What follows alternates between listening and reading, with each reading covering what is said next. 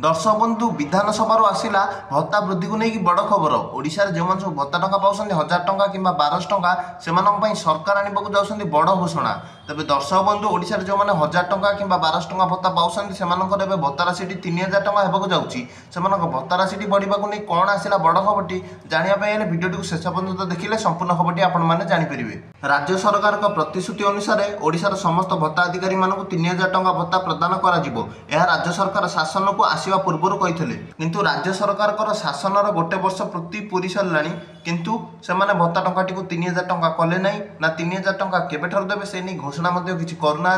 सब लोक मैंने आशा अच्छा राज्य में आगू पंचायत इलेक्शन थी भत्ता टंकाटी वृद्धि हम आग सब खबर मिलूला कि समस्त भत्ता टंकाटी वृद्धि हम किंतु 2 मास तले सरकार कौन कले ना जो मान बयस 80 वर्ष उपर और 80% उपर भिन्नक्षम मानकर भत्ता टंकाटी वृद्धि कले किंतु आउ जो लोक मैंने सब बड़का रहीगले से भत्ता जहाँ पाते से एवं भी पाँच माने सरकार जहाँ प्रतिश्रुति देइथला ता रक्षा करि पारु नाही। अनेक लोक माने कम टंकार भत्ता पाई तांको चलिबार असुविधा होछि। आजिकाली जुगरे दरदाम जो ओळी भाबे वृद्धि हेलानी गोटे लोक 1000 टंका किंबा 1200 टंका भत्तारे किपरि चलिबो सरकार कोन याकु बुझी पारनांती। सरकार कोन समस्त भत्ता अधिकारी मानकु समान न्याय दउसंती तेबे भत्ता टंका वृद्धि पंचायत इलेक्शन पूर्व होबार अधिक संभावना रहउछि। भत्ता टंका जे कोनसी अपडेट आसम जणाई देबी सेति पे हम चैनल टी को लाइक एवं सब्सक्राइब टी करि दियंतु।